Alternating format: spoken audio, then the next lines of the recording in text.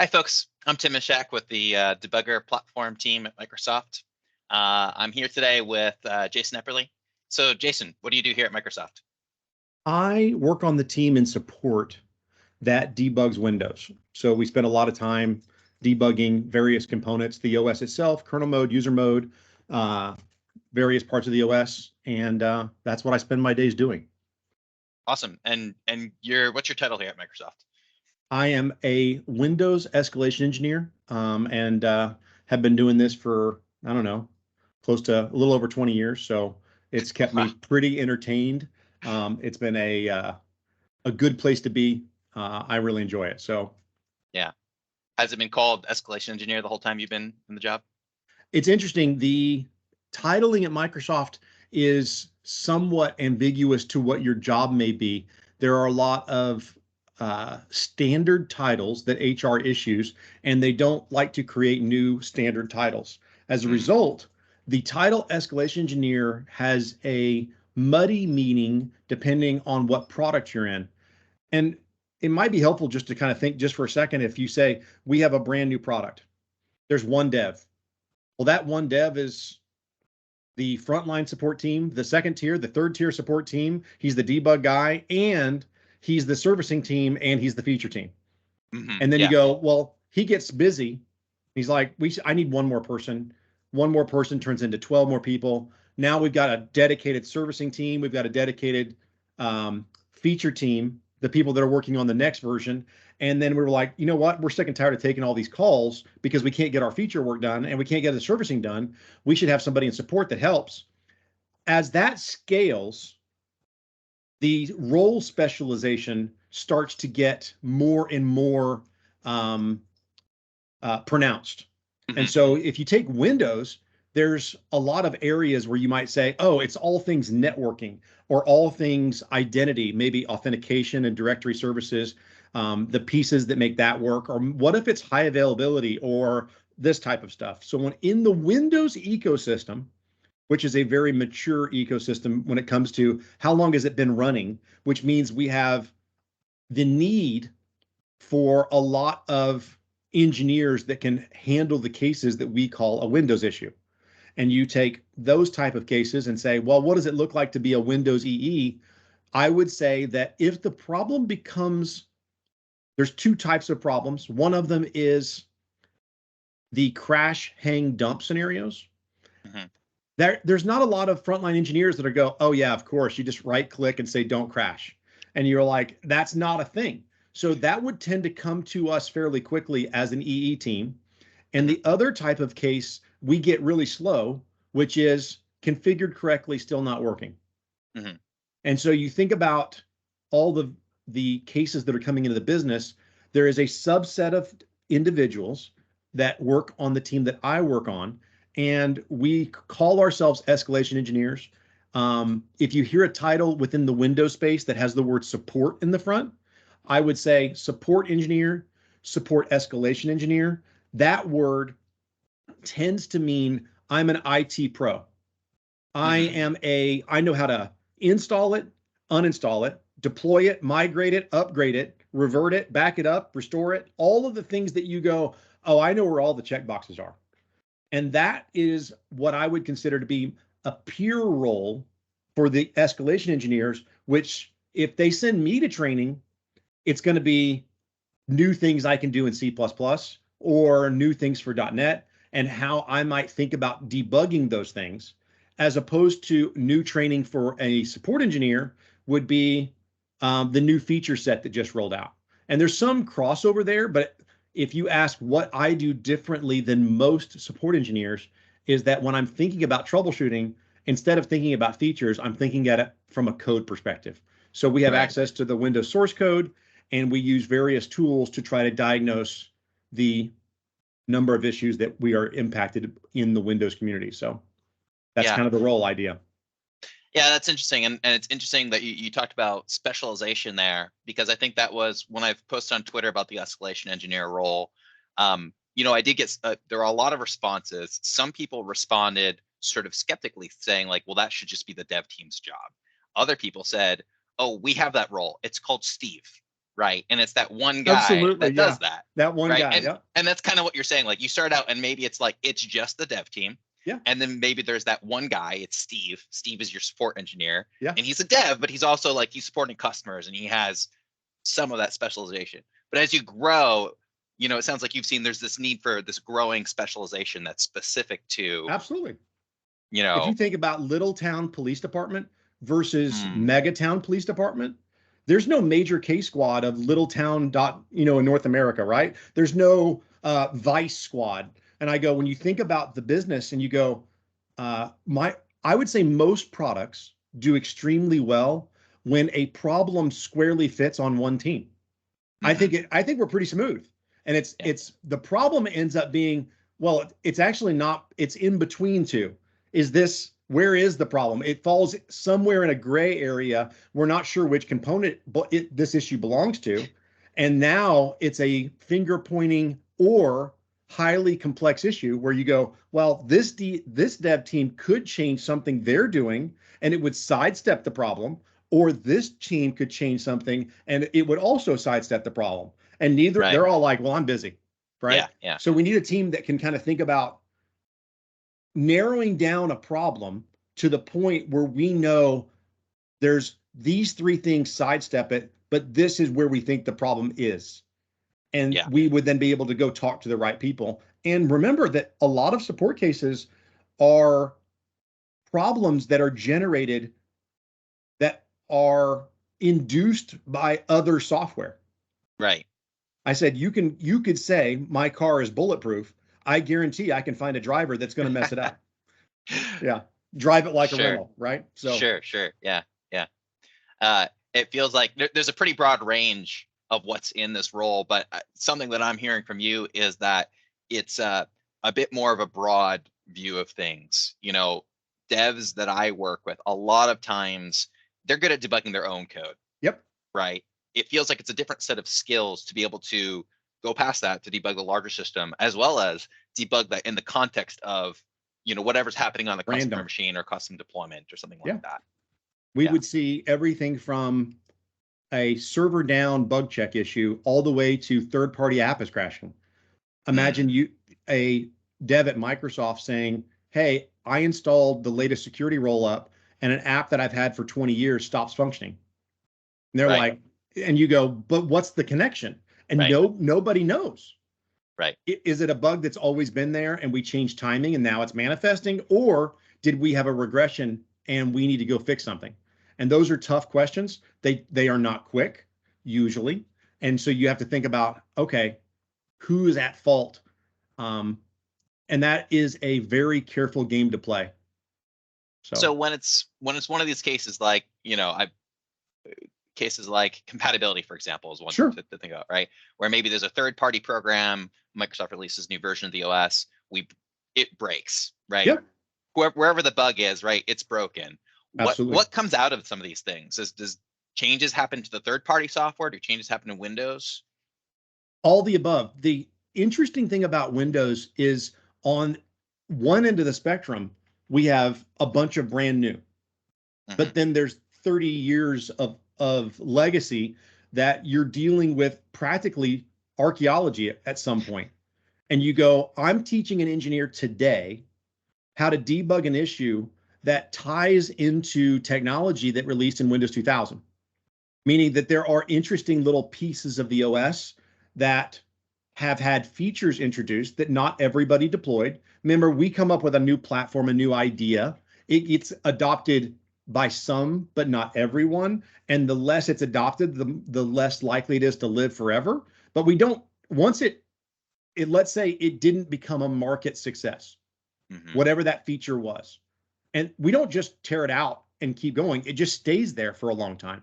And as a result, when you're debugging around certain components, you'll find that we're teaching engineers, okay, this piece is brand new, but when you mess with this thing from the Windows 2000 era may come into play.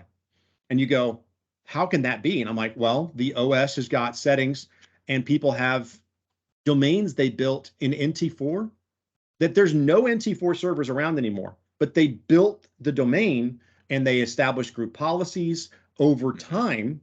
And now you're troubleshooting an issue that is, well, we used to have an admin that worked here in 2004. He set these policies up.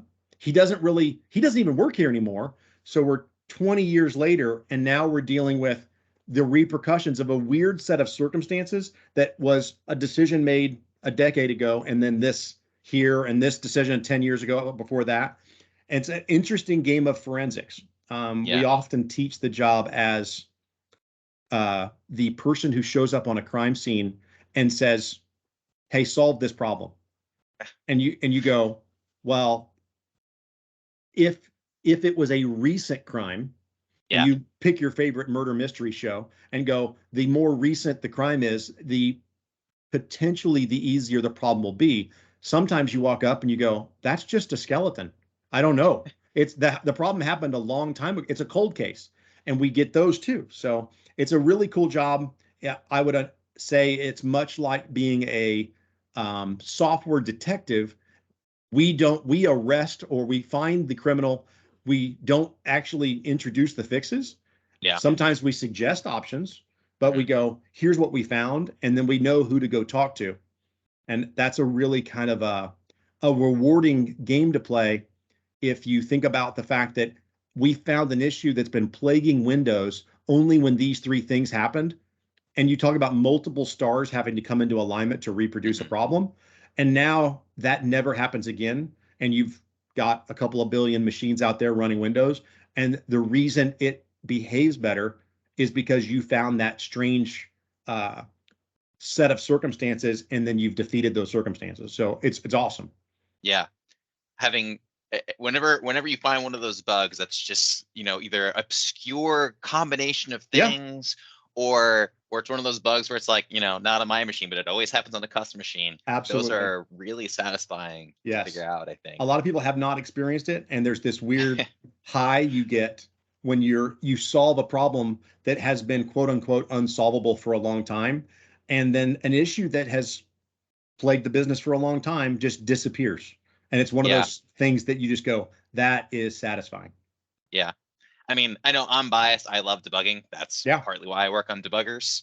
But I think that's not uncommon. Like, I got a lot of responses on Twitter from people that said, "That sounds amazing." I mean, there were folks that sounds like, "That sounds horrible. I would never want to do that job," which I understand that too. Yeah. Right. There's people that don't want to be detectives. Absolutely. Yeah. Yeah, for sure. So for folks that think, this sounds like an amazing job, right? How do you get into a job like this? Like, what backgrounds do you look for? What skills do you need to get into this job? That's an excellent question. There are three categories of skills that we look for, and we look at them from a programming perspective. If you're going to debug code, ideally you would have some C, C++, and C#. I would say that if you're on the Windows team, C and C++ tend to be the lion's share of what I'm debugging. Some COM, that is pervasive in user mode, and other, let's say, just programming style knowledge. And I don't mean necessarily just programming like your Hello World, but using the Win32 APIs. Like you're a little closer than just being abstracted away. You're like, "Oh, I opened files on the disk and I closed files on the disk, or I made a service," and you're quite close to the OS in that relationship. You've programmed against a Windows machine. And so that's a big piece, that programming knowledge. So I go, what's a struct? What's a class? What are the differences between a struct and a class? And that kind of topic. The second area is Windows internals. And there's an entire book, Windows internals, and it covering when you do X, this is what's happening behind that action. When you talk about a handle, the developer looks at a handle and goes, "Yeah, it's a thing. It is the file."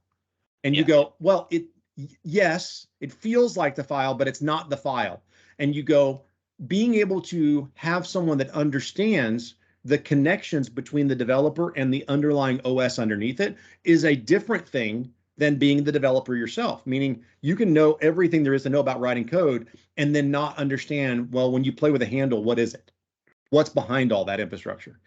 Understanding a process and a thread, all the weight synchronization things that come into play when you're looking at debugging. So a lot of Windows internals is our second tier.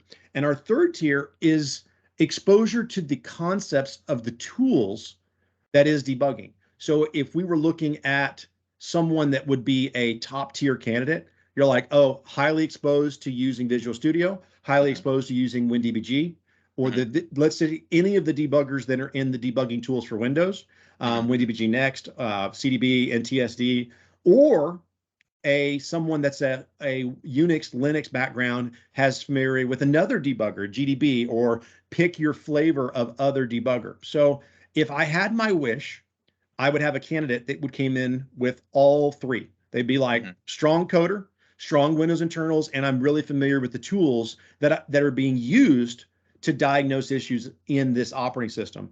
We tend to find people that have different levels or completely missing one or more of those buckets. And we go, okay, I'm a strong Linux, strong Unix background, so I have no real Windows internals, but I have OS internals. Yeah. And those translate really well. And we've had people that came over that were really strong coders and had a Linux background or a Unix background, and they've transitioned smoothly into the role because the tools were not that different than the mindset they were using on those other operating systems. We have people that come over and they don't know a lot about Windows internals, but they've used the tools in their programming job. So they have there's this gap where they're really good at coding and they've used the tools, but they still don't understand what's happening behind the scenes. And so as long as we don't have to fill all three buckets in the ramp plan, we're pretty good. So we like 2 out of 3 is the goal of the interview. Right. Okay. Absolutely. That makes sense. Obviously you spend a lot of time in debuggers, especially you focus on Windows. Yeah. What other kind of tools do you use, or do folks that you work with typically use? Yes, I would say that the suite are the understanding that the OS has traps to catch bad developers built into the OS. If you are troubleshooting about memory corruption, and we'll say user mode, and you're using heap, there is page heap. And you could catch people misbehaving, drawing outside of the lines that they requested, and catch them. There is the driver verifier suite that's underneath it that has the same thing for special pool for kernel mode. So if you think about driver verifier as built into the OS diagnostics, and app verifier has a built-in version and a upgraded version that's available as part of our debugging tools for Windows. So those usually are big giant toggle switches that allow us to either get fundamental diagnostics or upgraded diagnostics depending on the suite. So App Verifier, the kit, gives us a little bit more than App Verifier built in. And we could say, okay, I'm troubleshooting a handle leak. What would I really want? It would be really cool if I could get a stack every time a handle is given and every time a handle is given back.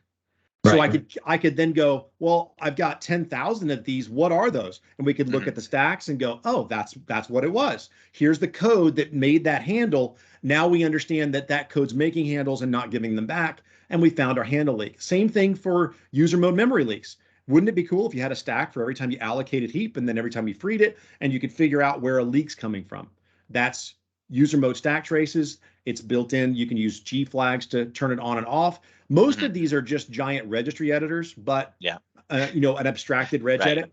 But the idea of it is that the tool suite is a lot about the OS fundamentals, and then we've got some add-ons like the debugging tools for Windows is a monster. That's like our big suite of let's go after something with I would say the vast majority of the things we're doing is a post-mortem review. We're like, hey, get that dump of that process failing, bring it to us. If something is reproducible, meaning you have a reproducible issue that doesn't take hours and hours to reproduce, we would go after time travel debugging, which is also part of the debugging tools. That's pretty epic. Being able to record the live run of a process in a customer environment, bring it back into your machine and replay the scenario to go, okay. And I look at that ability of being able to rewind, fast forward, rewind. It's almost like the referee going, oh, hey, we're going to go to the instant replay. And the instant replay allows us the ability to zoom in multiple angles and figure out, let's back up and fast forward back up until we figure out, was that out of bounds or was it in bounds? The other tool that I use frequently is the Windows Performance Toolkit. And that brings us, it used to be called XPerf. It's lost its cool name and is now referred to as the Windows Performance. The collector is the Windows Performance Recorder, and the analyzer is the Windows Performance Analyzer. And this tool is not a replacement for the debugger. It is almost as if there's a yin and yang between the two tools. One of them is really good at these types of issues, where the other one has huge gaps in that area, and the vice versa is true, meaning they complement each other extremely well. And so that's probably the big suite: time travel debugging, Windows Performance Toolkit, the debugger suite. Usually I'm in WinDbg Next as my daily driver, and then app verifier and driver verifier. So that's like the vast majority. And if you think about app verifier and driver verifier being just a front end for built-in diagnostics or built-in plus, just a little bit more on the app verifier front. So, okay, makes sense. So if somebody has all those tools, they probably have a really good basis for the kinds of diagnostics, the kinds of collection that you do. Yeah. Cool. What part of your job do you like most? I guess you kind of covered this, tracking down those really hard bugs. I think that one of the things that's extremely rewarding is I've been debugging Windows. I started in the company in 2000, and it's 2022. And it's crazy that I think a customer calling Microsoft says, how could you not know something? You work there. And I look at it and I'm like, well, support only gets calls on the things that are broken. Things that work, we don't even know are there.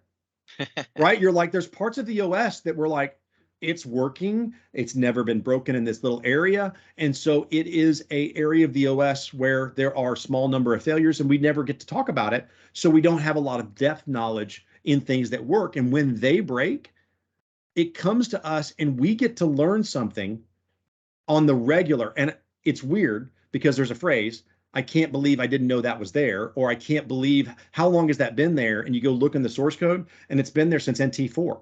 And you're like, huh. So apparently that works most of the time. So our job is continuously, our goal is to get faster and faster at racing to the part that's hard.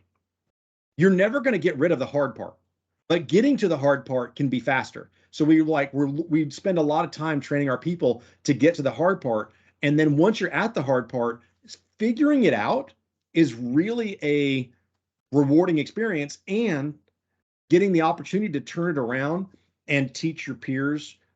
We do a lot of knowledge sharing. We do record videos. We write articles about, hey, I just spent a large portion of my life trying to understand this little piece of the OS and how if the stars are in alignment just like this thing doesn't work right.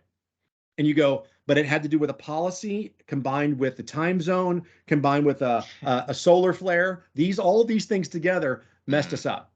And so being able to track those down, it's kind of like, hey, we just found a serial killer. We found him, we caught it.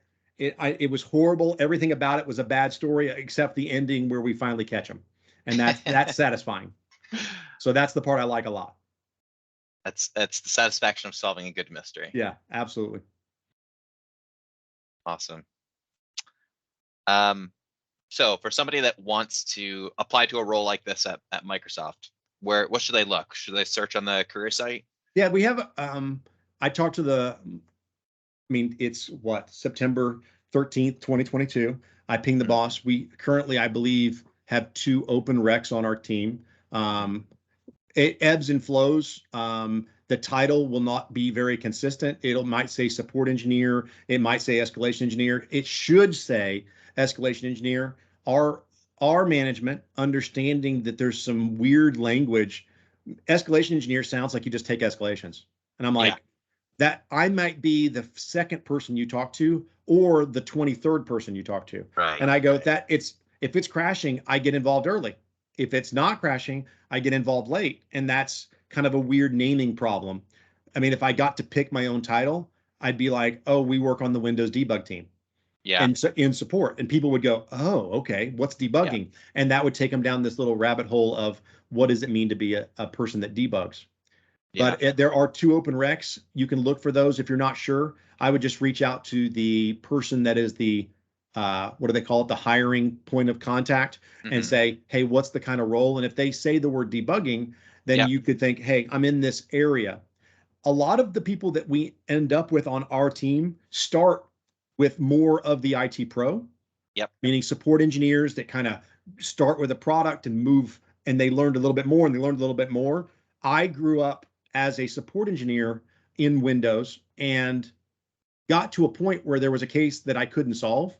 And I took it to someone who didn't understand my product and they fixed it. And that really upset me. And I went, how can a person who doesn't know anything about the thing I'm troubleshooting and I'm the subject matter expert on it, how did he fix something I couldn't? And he said, well, I debugged it. And I went, what is that? And that spawned this entire conversation about figuring out what this team was doing that I wasn't doing. It made me fairly useless to my parents, and because I became less about how to configure things and where all the check boxes are and how to optimize certain things, I became more and more useful in scenarios that are more rare, which is things that are not working, and let me go after that and debug it. So it is the family doesn't like the job, but I enjoy it a lot. I was like, I'm sorry, I don't know where the check boxes are anymore. It's funny. I had something similar happen where when I was interning at Microsoft, the first time, my mentor, when I was interning at Microsoft, my mentor pulling out, I want to say he was using NTSD, console debugger, and just sort of blew me away with what he was able to do. And I think at that point, I was like, wow, like that's what I would like to aspire to. And then, a few years after working at Microsoft, I switched to the debugger team. And it's kind of interesting that you say like your ideal like title would be like the Windows debug team, because people obviously they hear us as the debugger team and they think, oh, here's my crash dump. Can you debug look this at for me? Right? It's almost like the names are similar, but it's I'm not a debugging expert. I'm a debugger guy, right? I know about debuggers. And so it's funny. I get questions about debugging, and sometimes I'm like, yeah, like Escalation Engineers can answer that question way better than I could. Absolutely. Yeah. It's awesome. Cool. Well, thanks so much for sharing about the job. I'm sure folks will find this really interesting. Anything else you want to say about the job, or?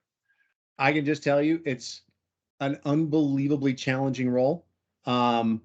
It's very difficult to steer a ship as big as Windows and try to make sure, because it's not just finding it, but it's also using a lot of leadership principles to try to influence the product group. Hey, this is why it's a big deal. Let's get this fixed. Or, hey, this is one customer. They've only hit it one time. It happened on one Thursday. They've never seen it twice. Those are the type of issues that we go, well, we'll put that maybe in the next version. Let's see what we can do there. So there's a lot of opportunity to not just do the technical side, but which is the lion's share of what we want, but also just, can you work in an organization that is frontline engineers, customers, and developers and PMs? It's an ecosystem, and being able to learn to communicate effectively across all those is its own interesting skill set. So it doesn't just challenge you technically, it challenges you from that leadership side too. So it's an awesome role to be in. I probably would not change it for anything. The only thing that if they said, you can do all Windows features, you're the one that gets to decide, that would be very tempting, because I would be like, okay, now I get to make the call. And so if they would let me go down that road, but this is the road where I can have the most influence right now, and I love it. So it's awesome. Awesome. Well, thanks so much, Jason. I appreciate it. Absolutely. Thanks for the time.